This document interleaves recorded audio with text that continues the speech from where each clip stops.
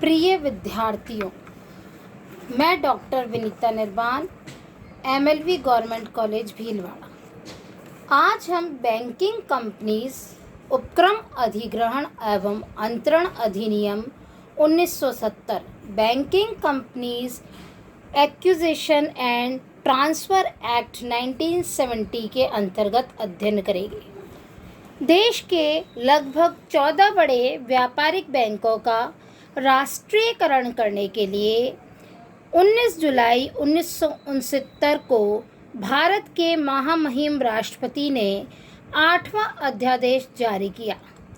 इस अध्यादेश की वैधता को चुनौती देने के लिए 21 जुलाई 1969 को बैंक राष्ट्रीयकरण के विरुद्ध उच्चतम न्यायालय में अनेक याचिकाएं दायर की गई और 22 जुलाई 1969 को 11 न्यायाधीशों को पूर्ण पीठ ने इस राष्ट्रीयकरण अध्यादेश के विरुद्ध स्थगन आदेश जारी कर दिया, जिसमें निम्न बातों का समावेश था। फर्स्ट, राष्ट्रीयकृत इन 14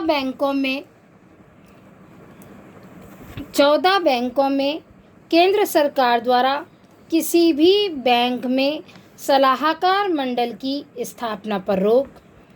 द्वितीय, बैंकिंग कंपनीज नियमन अधिनियम 1949 के अंतर्गत प्रदत्त नियमों के अतिरिक्त कोई अन्य निर्देश जारी करने पर रोक। तृतीय, बैंक के अध्यक्षों को हटाने पर रोक। केंद्र सरकार ने बैंकों के राष्ट्रीयकरण को मूर्त रूप देने हेतु तथा राष्ट्रपति के अध्यादेश का स्थगन लेने के लिए 20 जुलाई 1969 को और 25 जुलाई 1969 को संसद द्वारा बैंकिंग कंपनीज उपक्रम अधिग्रहण एवं अंतरण अधिनियम 1969 पारित किया, परंतु अधिनियम के विरुद्ध भी उच्चतम न्यायालय में चुनौती याचिका दायर कर दी गई। 10 फरवरी 1969 को 11 अधिग्रहण हेतु 11 न्यायाधीशों की पूर्ण पीठ ने 10 के बहुमत से निर्णय दिया कि संसद को बैंकों के अधिग्रहण हेतु अधिनियम पारित करने का कानूनी अधिकार है। फिर भी अधिनियम में विनिर्दिष्ट बैंकों के उपक्रमों के सांविधिक अंतरण तथा उनकी विनिर्दिष्ट बैंकों के उपक्रमों के क्षतिपूर्ति के उपबंध संविधान की धारा 31(2) में दी गई संवैधानिक आधारभूत गारंटी का उल्लंघन करता है तथा यह अधिनियम विद्वेष की भावना से प्रेरित, भेदभावपूर्ण तथा काल्पनिक क्षतिपूर्ति निर्धारण के आधार पर गैर कानूनी, इनवैलिड तथा असंवैधानिक, अनकॉन्स्टिट्यूशनल है। उच्चतम न्यायालय द्वारा उठाई गई आपत्तियों को दूर करने के लिए महामहिम राष्ट्रपति जी ने 14 फरवरी 1970 को एक नया अध्यादेश जारी कर इन 14 बड़े व्यापारिक बैंकों का पुनः राष्ट्रीयकरण कर दिया, जिसके पश्चात संसद द्वारा बैंकिंग कंपनीज उपक्रम अधिग्रहण एवं अंतरण अधिनियम 1970 के रूप में पारित कर बैंक राष्ट्रीयकरण अध्यादेश पर अपनी मुहर लगाई गई। 31 मार्च 1970 को राष्ट्रपति जी ने इस अधिनियम पर अपनी स्वीकृति प्रदान कर दी। बैंकिंग कंपनीज उपक्रम अधिग्रहण एवं अंतरण अधिनियम 1970 के प्रमुख प्रावधान। इस अधिनियम में 14 बड़े व्यापारिक बैंकों को राष्ट्रीयकृत बैंकों के रूप में परिणत करने तथा उनकी प्रबंध व्यवस्था को नया रूप देने के संबंध में किए गए प्रावधानों के साथ साथ राष्ट्रीयकृत बैंकों की क्षतिपूर्ति एवं अधिग्रहण के संबंध में भी प्रावधान किए गए हैं। राष्ट्रीयकृत बैंकों को बैंकिंग कंपनीज नियमन अधिनियम 1949 तथा रिजर्व बैंक ऑफ इंडिया अधिनियम 1934 के बैंकिंग संबंधी सभी प्रावधानों का पालन करना पड़ेगा। इस नए अधिनियम 1970 में राष्ट्रीयकृत बैंकों के लिए किए गए निम्न प्रावधान निम्न प्रकार हैं। ए. निजी बैंकों का अधिग्रहण एवं नए राष्ट्रीयकृत बैंकों की स्थापना। राष्ट्रीयकृत बैंकों की प्रभावी स्थापना तिथि। इस अधिनियम 1970 की धारा 3(1) के अंतर्गत सभी राष्ट्रीयकृत बैंक अपने पूर्व नाम से ही 19 जुलाई 1969 से ही स्थापित माने गए हैं। नेक्स्ट, चुकता पूंजी पेड अप कैपिटल। अधिनियम की धारा 3(2) तथा 3(3) के अधीन प्रत्येक नए राष्ट्रीयकृत बैंक की चुकता पूंजी उतनी ही रखी गई है जितनी उसके पुराने नाम में थी, किंतु सारी अंश पूंजी केंद्र सरकार में निहित एवं आवंटित समझने का प्रावधान किया गया। नेक्स्ट, नए बैंकों की स्थापना establishment of new banks.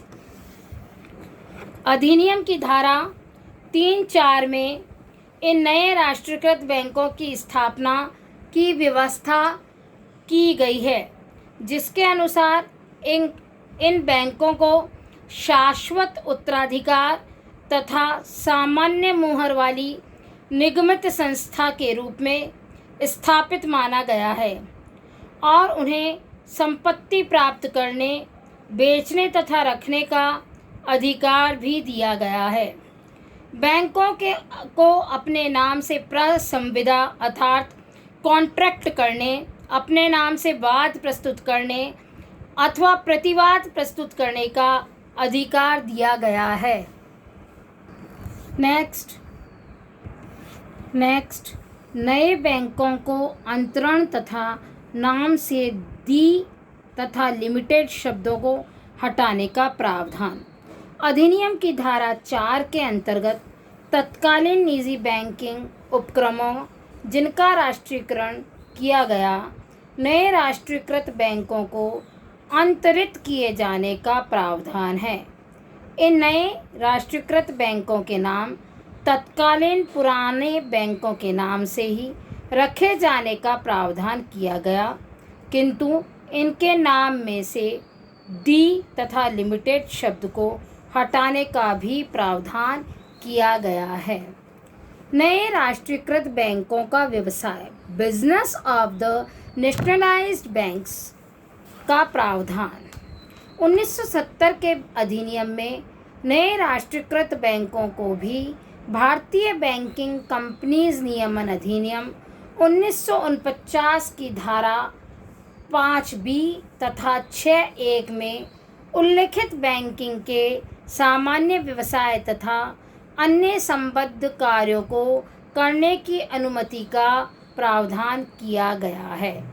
Next, नए राष्ट्रीयकृत बैंकों का प्रबंध, management of new nationalised banks. इस अधिनियम की धारा 7(2) के अंतर्गत इन बैंकों के कामकाज और व्यवसाय का सामान्य अधीक्षण, निर्देशन तथा प्रबंध का कार्य संचालक मंडल में निहित होने का प्रावधान किया गया है। नेक्स्ट, प्रबंध संचालक मंडल की अधिकतम सदस्य संख्या एवं हटाने का अधिकार। अधिनियम की धारा 7(4) के अंतर्गत जो प्रावधान किए गए, उनमें व्यवस्था है कि केंद्र सरकार द्वारा नियुक्त प्रथम संचालक मंडल के सदस्यों की संख्या 7 से अधिक नहीं होगी।